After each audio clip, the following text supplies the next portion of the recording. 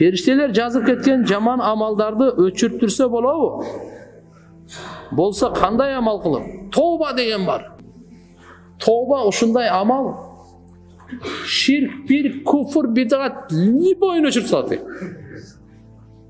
Кырып салат. Тооба.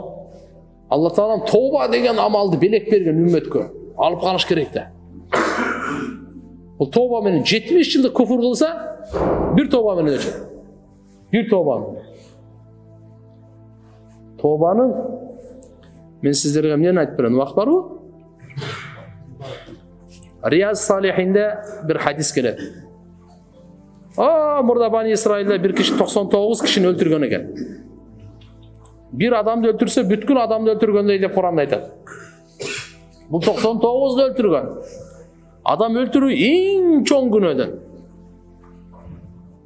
Кийин анан кандайдыр ой жаралып өлө турган сезип калганбы?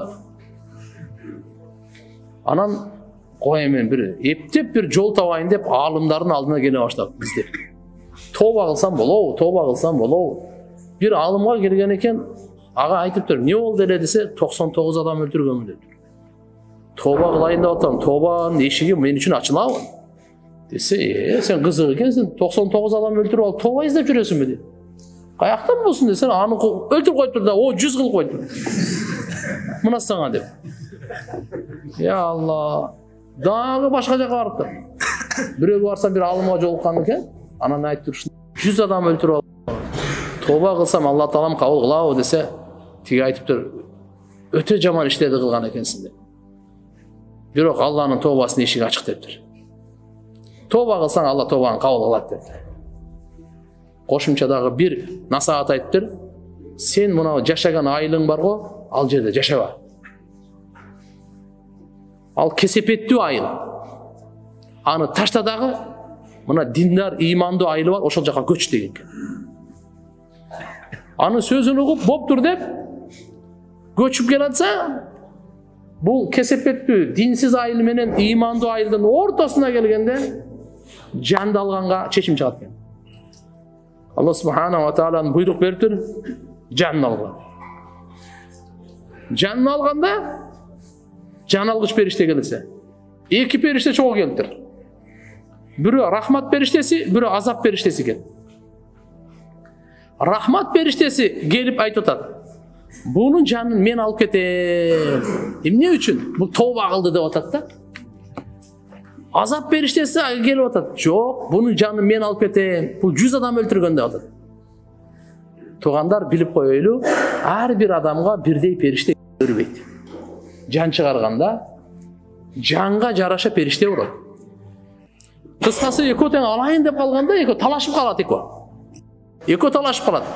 Талашканда Алла Subhanahu wa Ta'ala 3-чү периштени чечүүчү катары жиберет. Талашпагыла. Таба экөөнү аралыкты санагыла. Кайсы айылга жакын болсо, ошол периште алып дейт.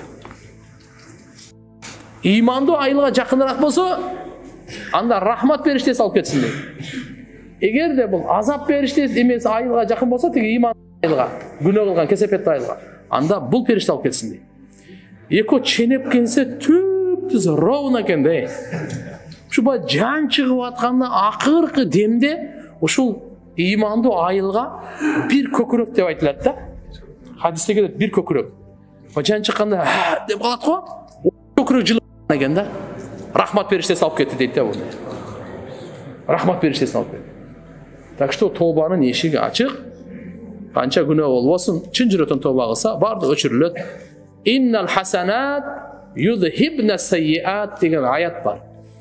Албетте, жакшылыктар, тооба баардыгы yuzhibna sayyiat күнөөлөрдү, кемчилдик каталардын баардыгын жок кылат деген аят бар.